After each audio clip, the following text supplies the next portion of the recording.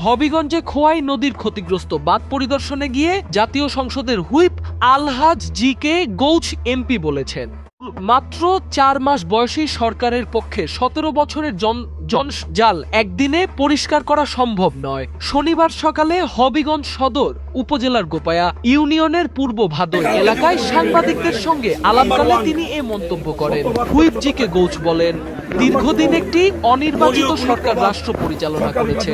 জনগণের প্রতি তাদের কোনো জবাবদিহিতা ছিল না এবং মানুষের প্রত্যাশা পূরণে দৃশ্যমান কোনো ভূমিকা রাখতে পারেনি। তিনি আরো বলেন, জনপ্রতিনিধিদের বিরুদ্ধে দুর্নীতির যে কলঙ্ক তৈরি হয়েছিল তা থেকে বেরিয়ে আসতে চায় বর্তমান সরকার। প্রধানমন্ত্রী তারেক রহমানের নেতৃত্বে স্বচ্ছতা নিশ্চিত করতে প্রতিটি উন্নয়ন কাজের ব্যয়ের হিসাব জনগণের সামনে প্রকাশ করা হচ্ছে বলেও জানান তিনি। খোয়াই নদীর সমস্যা তুলে ধরে হুইপ বলেন, এটি নতুন কোনো সংকট নয়, বরং 17 বছরের পুরনো সমস্যা।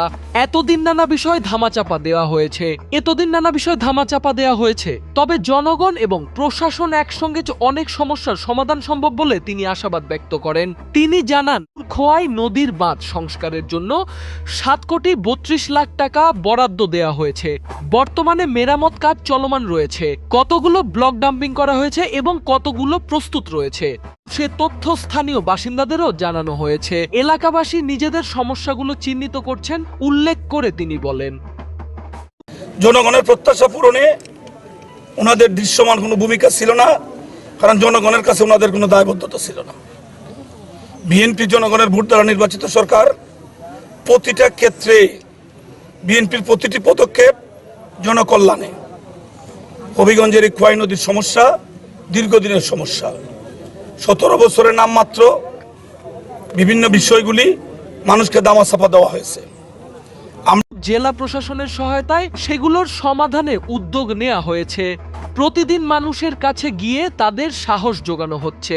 হুইপ জি কে গৌছ আশাবাদ ব্যক্ত করে বলেন, খোয়াই নদীর দুর্বল অংশগুলো দ্রুত সংস্কার করা হবে এবং চলতি মৌসুমের মধ্যেই কাজ সম্পন্ন করা সম্ভব হবে ইনশাআল্লাহ।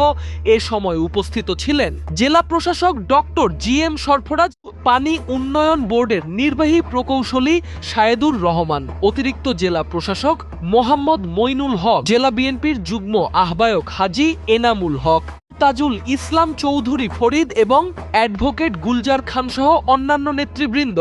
সর্বশেষ ও নির্ভরযোগ্য সংবাদ সবার আগে জানতে ফলো করুন হবিগঞ্জ চ্যানেল 24। দেশ বিদেশ, রাজনীতি, দুর্যোগ, অপরাধ এবং স্থানীয় সব গুরুত্বপূর্ণ খবর নিয়ে আমরা সব সময় আছি আপনাদের পাশে। আজকের মতো এখানেই বিদায় নিচ্ছি। আবারও দেখা হবে নতুন কোনো খবর এবং নতুন আপডেট নিয়ে। ভালো থাকুন, সুস্থ থাকুন আর সঙ্গে থাকুন হবিগঞ্জ চ্যানেল 24 এর। আমি তানভীর আহমেদ রিয়াদ সবাইকে জানাচ্ছি আন্তরিক শুভেচ্ছা ও ধন্যবাদ। আল্লাহ হাফেজ।